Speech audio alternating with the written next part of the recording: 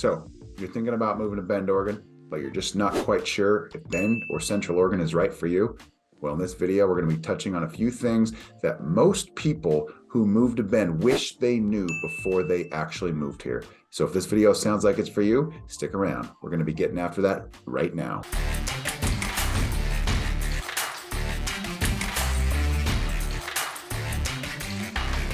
Hey, if this is your first time to the channel and you want to know everything there is to know about living, eating, sleeping, working, playing, the good and the bad of living in Bend, Oregon, then subscribe to the channel and tap that notification bell below so you can be the first to know about the current market in Bend, Oregon.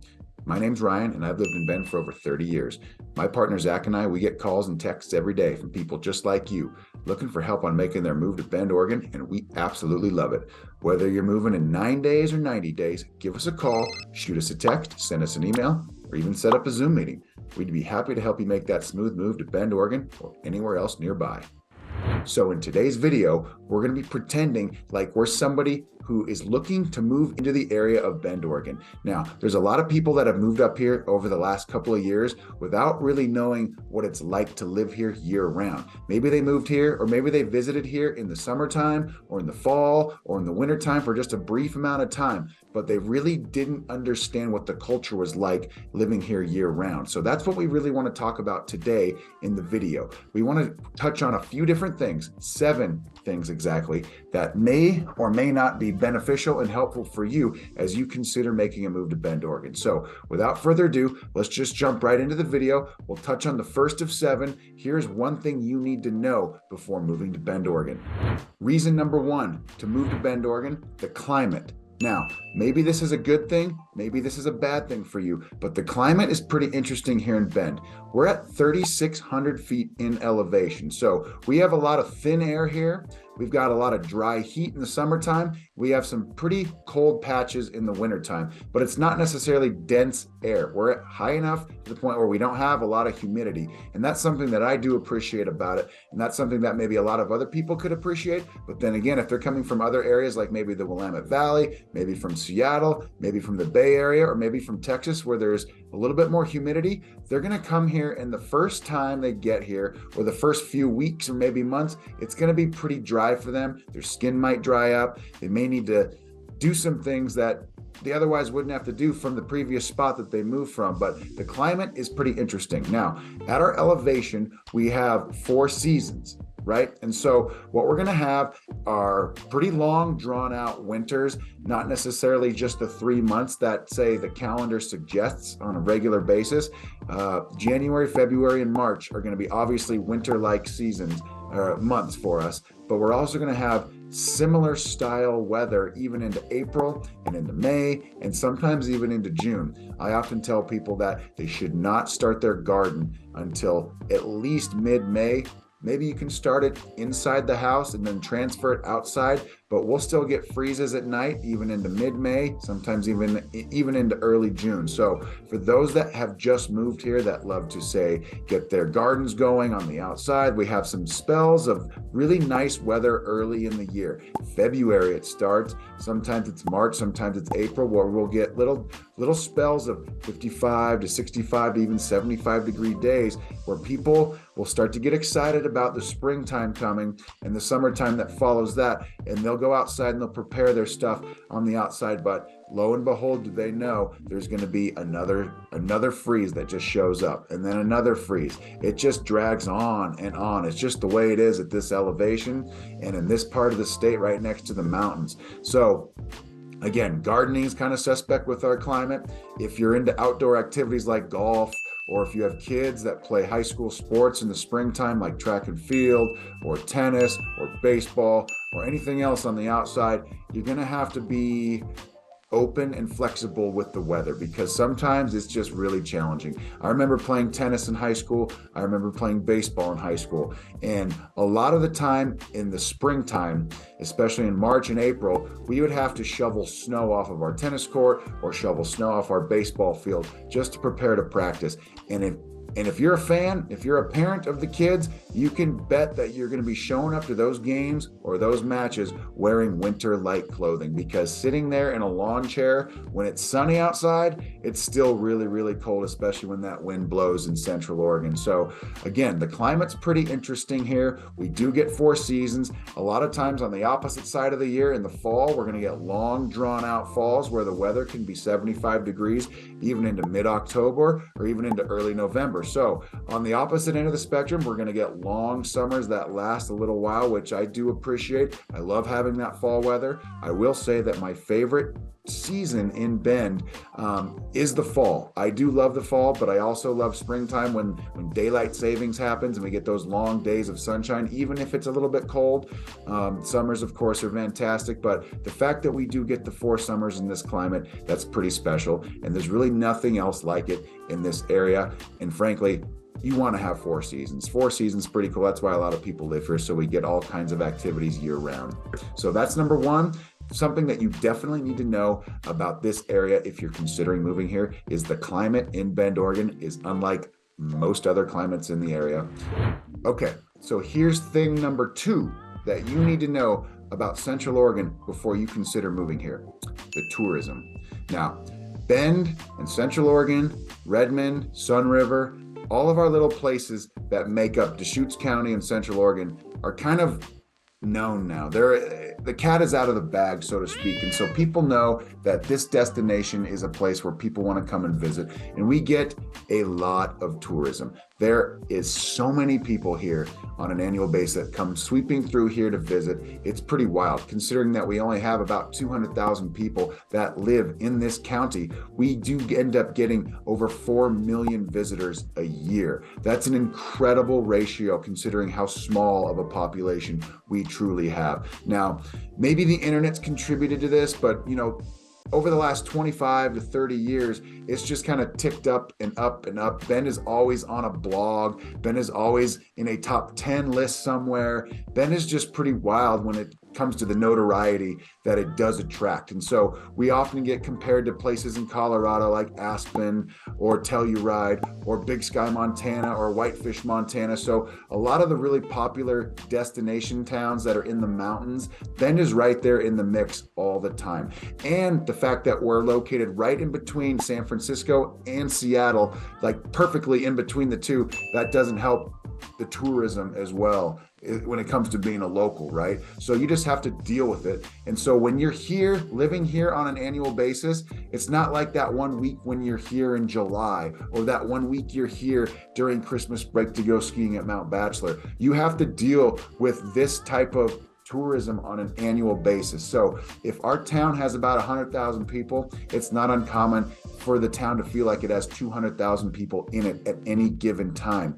We just have to deal with it. And so the traffic picks up, the infrastructure is not necessarily there to mitigate the traffic. Most of our roads are going to be single lane roads with roundabouts, spearheading intersections every which way you go in town. So sometimes that gets backed up. We've only got one real freeway per se, the Bend Parkway, and that's a 2-lane back and forth road, north and south. And so that can get backed up too, especially if there's an accident or there's some sort of traffic stop going on the north or south end of town where the stoplights are. That can really back up traffic as well. So tourism is crazy all year long, but obviously during peak seasons like the summertime or during Christmas, it's going to be even more vamped up. And so that's just something that we have to deal with. Long lines at the stores, long lines and long waits at restaurants. There's just people everywhere. And that's just kind of something that comes with the territory of Bend and Central Oregon being such a cool place. There's so many people that want to visit here on an annual basis that they wind up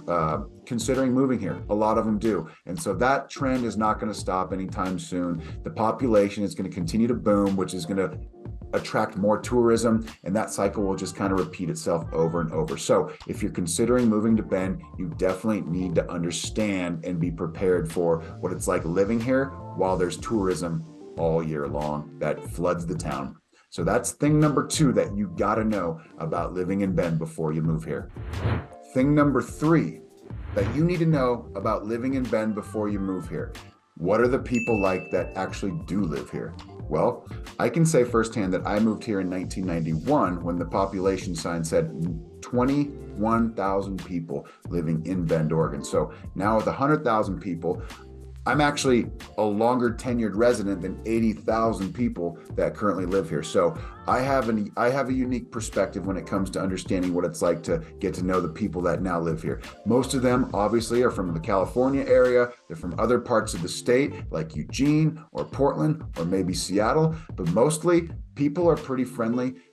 There's a few gruff old locals that maybe have lived here longer than me that are very protective of their town, and they say things that aren't so positive about their town anymore because it's just become so overpopulated and the old Bend was the way it should have been and the way it should be forever. Well, that's just not the reality of the way things work. Bend is a pretty cool place and it's very attractive for many reasons. So with that being said, there's going to be so many people that choose to move here and live here as well. And for the most part, everybody is so happy to be here because they came from a place that they wanted to leave and escape to get to a better spot for them to live, whether that's by themselves, with a family, to retire. But when they get here, they're generally really happy and generally really friendly. We do have moments where it feels like a big city, maybe in traffic, maybe at Costco on a busy Sunday, where there's people everywhere and it feels kind of overwhelming and everybody's in a rush. But the reality is like that's something that we can take and deal with in exchange for the general friendliness of the people that live here. Because when people do move here, they are super happy to be here. Therefore, it creates a happy culture. So that's thing number 3 of what you should know before moving to Bend. Thing number 4, living in Bend, things that you need to know before moving here. Is Bend a safe city? Yes, it is. In general, Bend is a very safe city compared to other towns with the same amount of population in certain areas.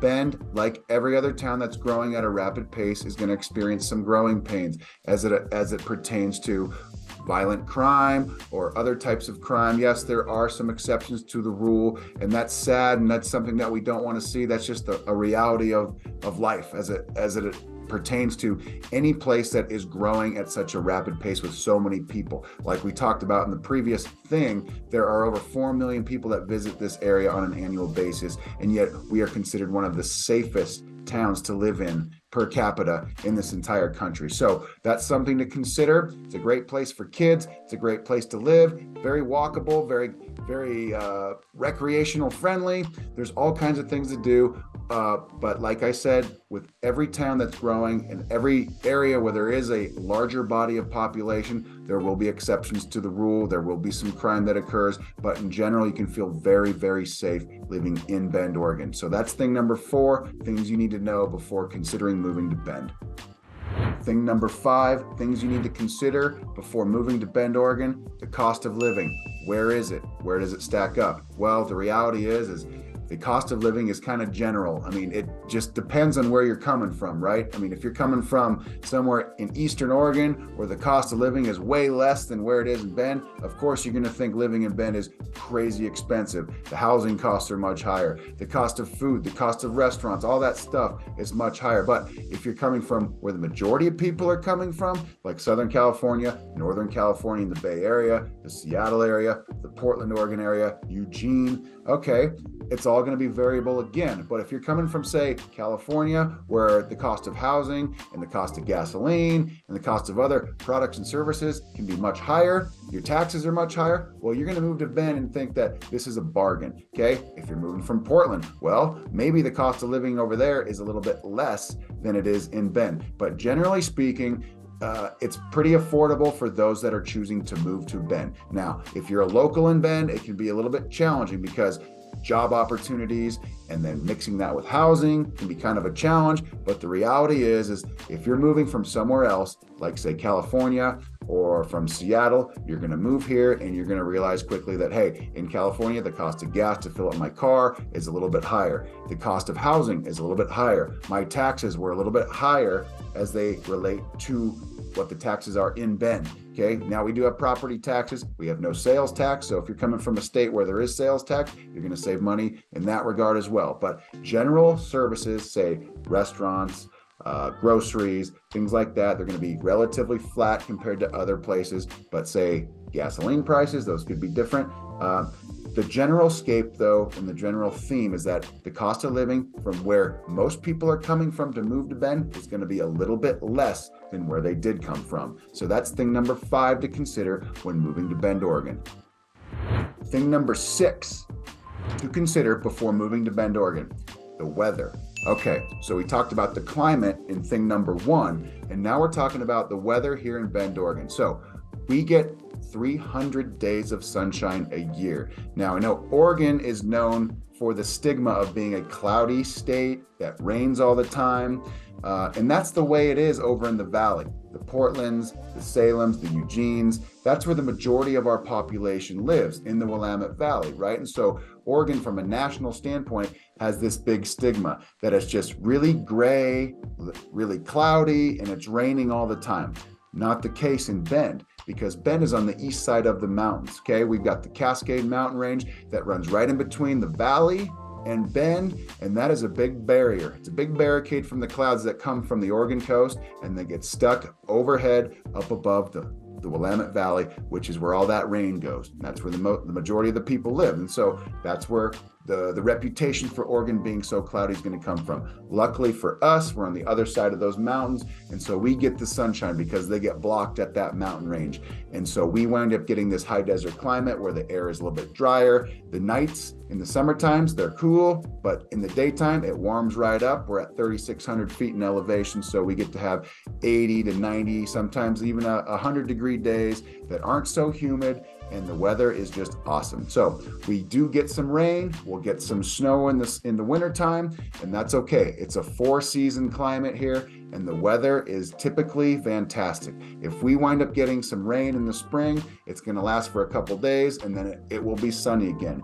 It doesn't necessarily mean it's going to be warm out, but we'll still get the sunshine. And that's really what it's all about for most people, because they love living here in the summer months of June, July, August, and even September and October. Sometimes those are summer-like as well. But the reality is we're going to get sunshine throughout the entire course of the year.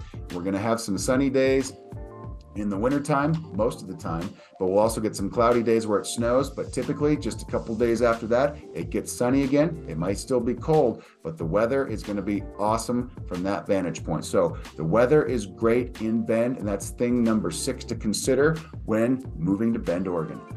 Thing number 7 to consider before moving to Bend, Oregon.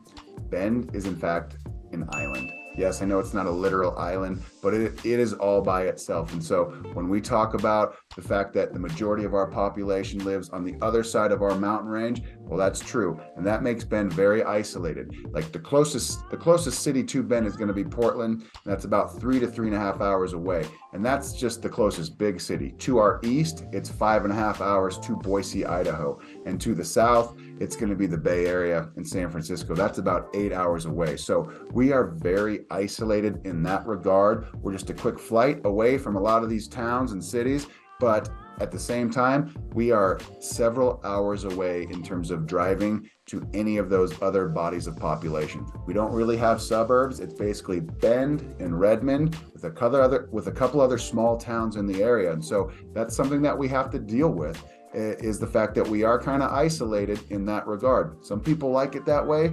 Other people do kind of get that island fever a little bit because we are out here. And so that's something that you need to adjust to if you're used to being in a big city where there's people everywhere and it's easy to get to places just by freeway. We don't have a freeway in this area. It's just highways, and they have to go over mountain ranges to get to anywhere else typically.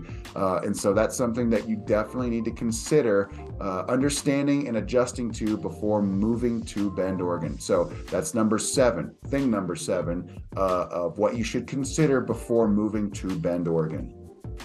Okay, thing number 8, something you should consider before moving to Bend, Oregon, and something that I kind of overlook and a lot of locals have probably overlooked for a long time, is the fact that we have some of the highest quality tap water in the country as it relates to our town and what we have at our disposal. So I've gone to other places to visit. I'm not going to mention where, but I think you can understand that whenever you leave town and you just kind of go, turn the faucet on or do something like that in a different area of the country, and the water's not quite as good as it was in Bend, you notice it. But you tend to forget about that when you get back home here, because We take it for granted, and it's something that we shouldn't do. But we're right up against the mountains. We get our water from Deschutes Basin since 1926, and it's been one of the absolute best water sources for any metropolitan area in the country. So Bend has some of the cleanest, most crisp water available for anybody that lives in a metropolitan area in this country. It's something that we should not take for granted, even though it probably happens more often than not. But for people that are moving from outside the area, especially larger bodies of population, where there's certainly other things in the water or little other variables that contribute to the water quality, Bend is a place that has some of the best water, and that is something I think that new people that move into the area notice right away. So that's something that you should consider as well before moving to Bend, Oregon, the quality of water. So that wraps up our video today. I want to thank you guys for watching. Our information is below here in the comment section. Please reach out to us if you guys are curious to learn more about Bend, Central Oregon, Redmond. That's our job. Zach and I are here. We're at your service to help you make the best, most informed decision possible as it relates to you and your real estate needs. So if you need to get a hold of us, you can call us, you can shoot us a text, you can send us an email, you can schedule a call on Calendly or set up a Zoom meeting even. It's our goal to earn your trust and earn your business when it's time and the timing's right for you. So with that being said, I want to thank you guys for watching today's video, and I will plan on talking to you guys soon, or maybe I'll just see you around town. Thanks and have a great day.